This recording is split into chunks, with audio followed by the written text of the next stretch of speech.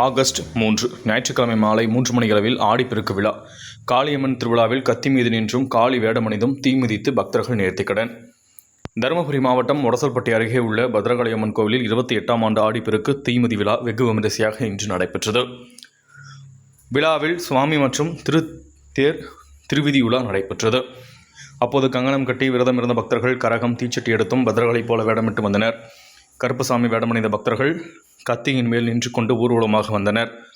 சுமார் ஒரு மணி நேரத்திற்கு மேலாக 1 கிலோமீட்டர் தூரம் ஆண்கள் பெண்கள் என எல்லோரும் தங்களது பிணி நீங்க படுத்துக்கொண்டனர்.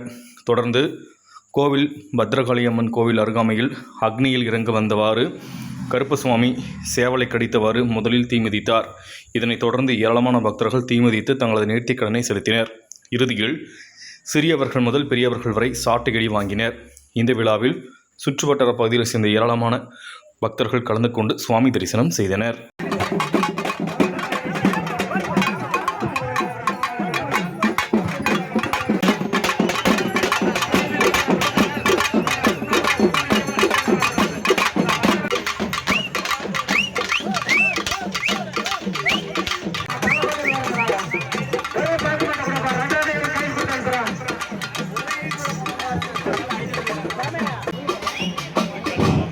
சுற்றுத்தோட்டத்துக்கு அந்தாண்ட யாரும் போகாதீங்கம்மா, கால் வைக்காதீங்க.